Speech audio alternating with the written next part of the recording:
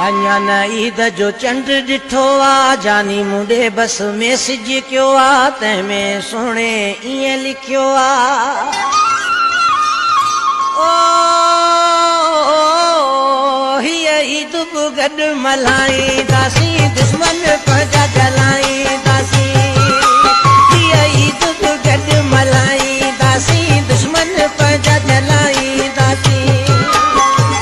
अञा न ईद जो चंड ॾिठो आ, जानी मुंडे बस मैसेज कयो आ, तंहिंमें सुहिणे ईअं लिखियो आ,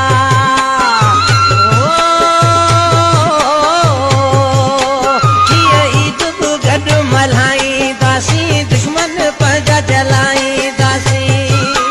हीअ ईद बि गॾु मल्हाईंदासीं, दुश्मन पंहिंजा जलाईंदासीं।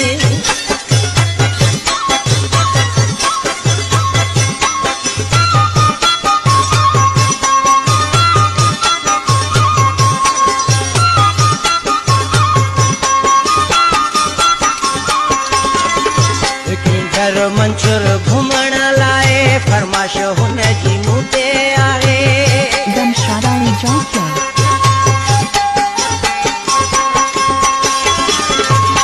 घर मंचूर घुमण लाइ फरमाश हुन जी मूं ते आहे,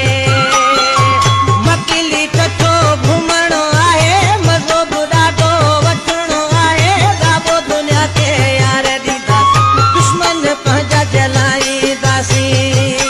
हीअ ईद बि गॾु मल्हाईंदासीं, दुश्मन पंहिंजा जलाईंदासीं,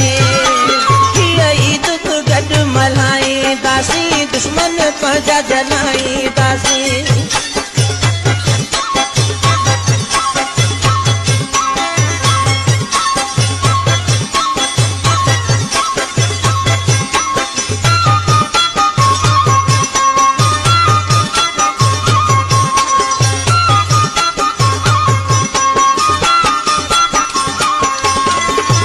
अॼु त ख़ुशि मां ॾाढो आहियां, जानी जा कीअं थोरा मल्हायां,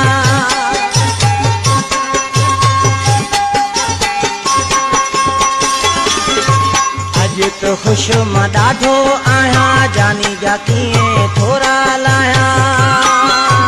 मूं ते मागे हू साहु छॾे थो, ॾाढो मूंसां हू प्यार करे थो, रही हयाती गॾु हूंदासीं, दुश्मन पंहिंजा जलाईंदासीं, हीअ ईद बि गॾु मल्हाईंदासीं, दुश्मन पंहिंजा जलाईंदासीं, हीअ ईद बि गॾु मल्हाईंदासीं, दुश्मन पंहिंजा जलाईंदासीं।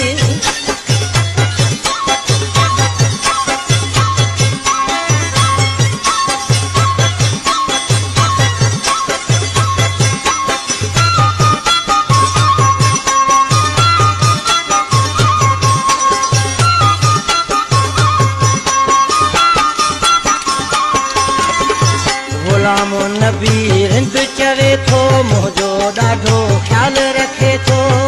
गमशादानी जौकिया